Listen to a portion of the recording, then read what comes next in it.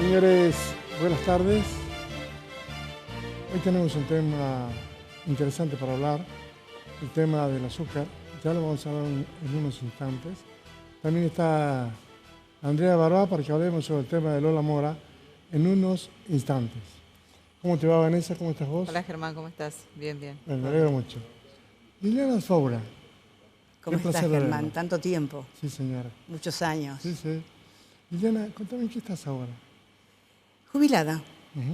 Hace 6 años me jubilé de la universidad, en la Facultad de Filosofía y Letras, donde ahí estuve en la Cátedra de Historia de España, por una parte, y a su vez he generado el primer posgrado en Turismo Cultural de la región del noroeste argentino. La Universidad Nacional de Tucumán no tenía turismo, por eso salió una especialización. Y eso se generó a partir también del programa de televisión que tenía yo sobre el patrimonio, tanto natural como histórico, rescatado para el turismo cultural. Porque si hay potencial en Tucumán realmente es para un turismo natural. O sea, se derivan una serie de actividades a partir de ese patrimonio natural y de ese patrimonio histórico-cultural. ¿Querés que te hable de la ruta del azúcar? Primero, un minuto. Yo no recuerdo haberte entrevistado por una u otra cosa en la Quinta Agronómica. ¿Tuviste alguna actividad en la Quinta Agronómica? Salvo que estudié un primer año de arquitectura, yo creo que no. No sé, ¿qué es lo que pasó? Que sí, en el turismo cultural han intervenido distintas disciplinas científicas. Desde ahí que tuve que ir a la Quinta por arquitectura, tuve que ir a la Quinta por, ¿cómo se llama? La parte de agrimensura.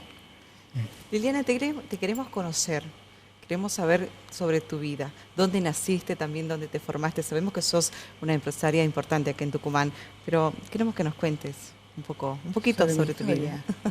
Bueno, nací en Tucumán, soy tucumana de pura cepa, hija de inmigrantes de pura cepa, pero de esta generación. Soy primera generación, mi padre fue inmigrante sirio, por lo cual tengo toda una historia de la inmigración en mi bagaje cultural sirio.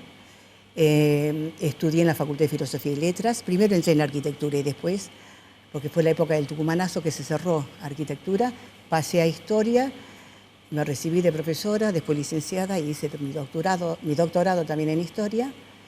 Estuve en la Cátedra de Historia de España y a partir de un programa de televisión que hacen a la casa, que estuvo durante 2 o 3 años acá en Canal 10, me pareció realmente interesante crear la especialización en turismo cultural, lo cual se generó un grupo de investigación de distintos profesionales que incursionaron en el tema del turismo. Y bueno, generamos una serie de proyectos, uno de los cuales fue la Ruta del Azúcar. 2 temas. Hay una Faura, que es un gran empresario, incluso en su momento se decía que a Faura era el principal sostenimiento de Antonio Domingo Bussi. La leyenda decía, a Faura le paga el hotel a Antonio Bussi.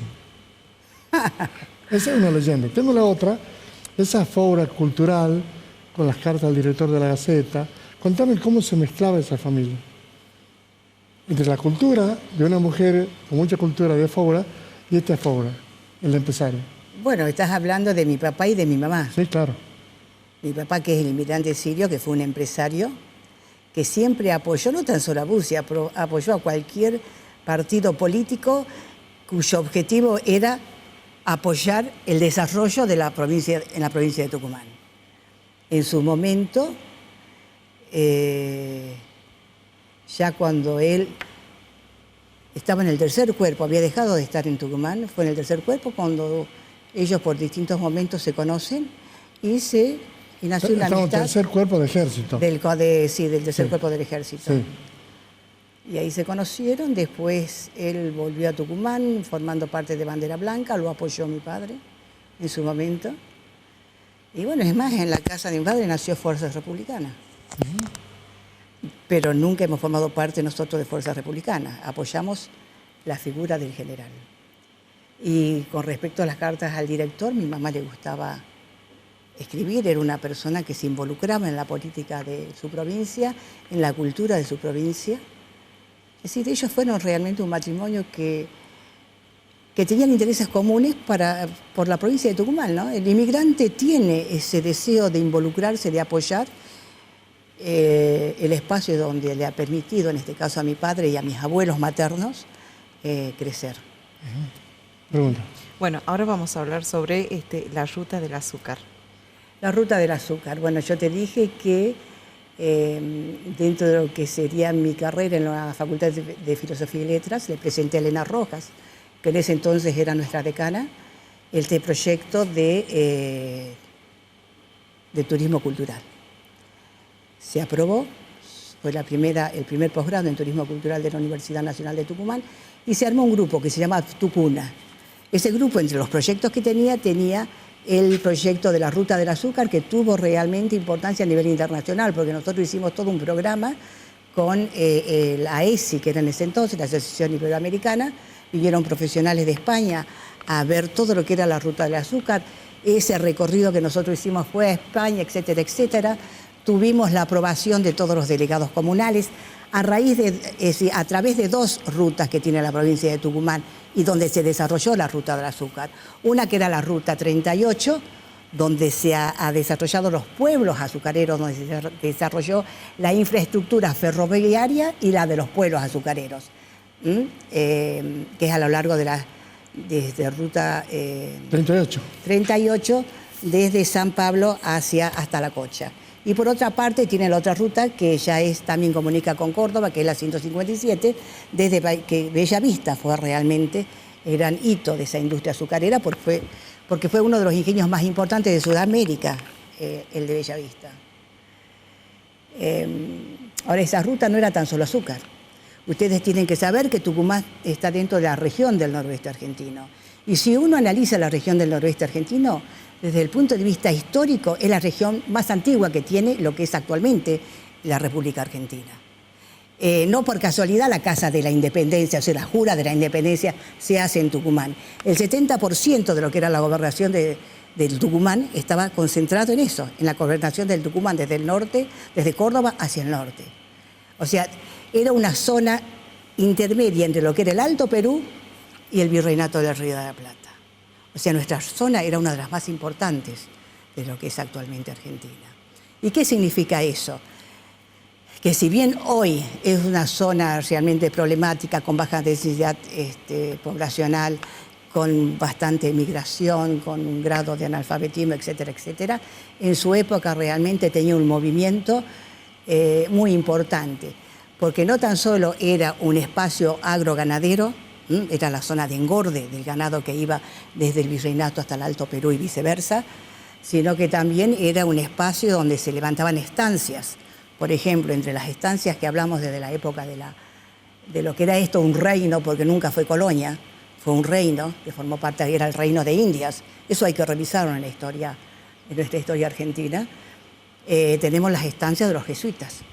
Entonces, ese patrimonio jesuita, que también lo encontramos en la Ruta del Azúcar, en Lules, o lo encontramos en La Cocha, y que lo podemos encontrar desde Acheral, desde Montero, cuando ya nos vamos hacia Tafí del Valle, nos está hablando de una red agroindustrial, y agroindustrial, porque cuando los jesuitas hablamos de industria, que acompañaría esta Ruta del Azúcar.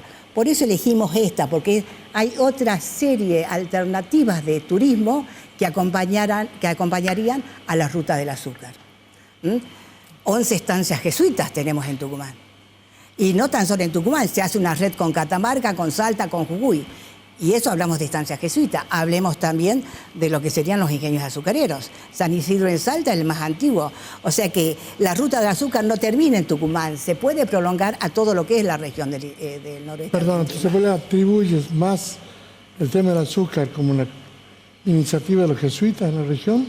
Y bueno, son los que le ofrecen a los nugués, al obispo Colombre primero, las plantaciones correcto. ¿Sí? de Porque la caña de ingleses, azúcar. franceses hay muchos. Franceses tenés los nugués, los ruyés. Pero recibieron las plantaciones del obispo Colombre, que es el primero que planta azúcar, por eso el Museo del Azúcar está ahí en el parque. Y a través de ellos, los nugués comienzan a hacer las primeras plantaciones azucareras y los primeros ingenios, San Pablo, Eso también lo mostramos muchísimo en los programas, ¿no? En el programa de Hacen a la Casa, con el profesor Viola, de San Pablo, que hoy es una universidad. Se refuncionalizó una sala de ingenieros azucareros, que generó además pueblo azucarero en San Pablo. Lo mismo pasó con Trinidad, con los Méndez en Trinidad, con la Florida, con un estilo, un diseño arquitectónico distinto al de San Pablo. El de Bellavista, con los García Fernández. Hay una historia riquísima. Y no tan solo hablamos de azúcar, estamos hablando de mitos y leyendas. ¿Qué tiene que ver estos mitos y leyendas? Y tiene que ver con todo lo que es la comunidad, porque sin comunidad no hay turismo, ¿eh? Y no hay comunidad si no hay una identidad. Y no hay una identidad si no hay un reconocimiento de la comunidad sobre lo que uno tiene. Entonces, acompaña esa ruta del azúcar que va desde San Pablo, por la ruta 38 hasta La Cocha, o desde Bellavista por la 157 hasta... Es más, llegamos hasta Tacarralo, donde tenemos aguas termales. O sea, es una ruta del azúcar potencial para alimentar una alternativa total de turismo, tanto desde los recursos naturales como de los recursos del patrimonio histórico-cultural. Porque hablamos de hacienda, hablamos de estancia y hablamos de industrias artesanales, curtiembre, platería, hablamos de tejidos de algodón, de lino, de oveja, y hablamos de toda una ruta que va desde Monteros hacia la zona de los Andinas y nos comunicamos con Chile, con Bolivia, etcétera, etcétera. Un segundo. Tenemos los franceses. Sí. Arrancamos con los nuggets. Sí. Después seguimos con los rollés. Sí. Pero aparecen ingleses como Shipton y Torkins en el sur.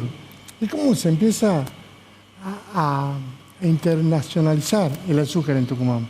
Ajá. Es como si tanto Inglaterra como Francia muestran un interés especial. Estoy hablando de 1900. Y es la primera industria pesada del país. Sí. Y lógicamente que son inmigrantes conocedores de esa industria y que se van a buscar este campo que es propicio, no tan solo en Salta, en Jujuy y en Salta y en Tucumán, para el desarrollo de esta industria, que es una industria realmente que generó una transformación total en toda la región, ¿no? ¿Y por qué crees esta decadencia? ¿A qué le atribuyes? ¿Qué te dice la historia a vos cuando ves que la industria azucarera, cuando tiene muchos ingenios, casi te diría, en cada pueblo había 2 ingenios, 1 o 2 ingenios, y de pronto decadencia y quedan unos cuantos? Bueno, hay toda una política nacional que ya va ajena a mi conocimiento, ¿no? Responde sin duda a una política nacional e internacional. ¿Cuál es la demanda? Porque el juego del azúcar es oferta y demanda por una parte. Fue una industria muy subsidiada por otra. Sí, siempre. ¿No? Entonces, en Tucumán fue muy subsidiada la industria del azúcar. No pasó así, por ejemplo, con Jujuy. ¿Ah? Liliana, ¿cuándo se origina esta idea de la ruta del azúcar? En el caso del resto del programa, sí. Y en el 2002, en el 2004. En el 2004. Lo que pasa es que en vez de unirnos, nos dividimos los tucumanos. Empiezan a surgir otras rutas del azúcar. En vez de unirnos para potenciar algo. Perdón, ¿y cuál era la otra? Y otra que va hacia la Florida, pero deja toda esta parte, este potencial que es muy importante. La 38. Sí. En primer lugar, tiene que haber una política de Estado. Si el Estado no te apoya en el desarrollo de esta ruta, y es un poco difícil que se desarrolle. Pero otra parte, tenés que tener inversiones privadas, porque tiene toda una infraestructura para desarrollarla. Tenés las salas, o sea, tenés lugares realmente de recreación para el turismo. Tenés rutas que son muy comunicativas porque la 157 con la 38 se comunican. Tenés sitios históricos, arqueológicos, naturales, etcétera, que potencializan realmente el desarrollo de esta ruta. Bueno, hay que acomodar ciertas cosas que lamentablemente no se están dando acá. Un empresariado que está esperando mucho del Estado. Hay que tener las dos partes, el Estado y el empresariado, la parte privada también para desarrollar. ¿Usted siente Esa es mi mirada. Bien. ¿No hay ese apoyo para el desarrollo del turismo? No, porque nosotros, por ejemplo, hicimos convenios con el INTA para formar a la gente en lo que sería la parte de productos gastronómicos artesanales. tuvimos acuerdos con ciertos delegados, pero no se mantiene. Tiene que ser que desde el Estado, desde los delegados, desde el Estado local hasta el provincial y hasta el regional, porque tampoco nunca llegó a potenciarse, no es verdad, el turismo desde el punto de vista regional, porque esta es una región. El turismo tiene que desarrollarse como región, no tan solo como Tucumán. Tucumán es un centro, por ejemplo, tiene 4 universidades. Tendría que ser centros de fuertes eventos académicos, de eventos deportivos. Bueno, miren lo que se transformó las termas de Río Hondo, lo que es Salta. Y yo te puedo asegurar que la ciudad de Tucumán, el centro de Tucumán, no es el centro de Salta. Tucumán tiene una belleza patrimonial única. Ahora, hay 2 cosas que son negativas, seguridad, pero sobre todo el tucumano. Nosotros somos sucios. Liliana, te agradezco muchísimo que hayas venido. Te digo que el último informe que yo tengo es que la provincia, la Secretaría de Turismo, está interesada en desarrollar la ruta del azúcar. Perfecto. Gracias por venir, Liliana. Gracias a ustedes. Muy bien. Hacemos una pausa y ya volvemos.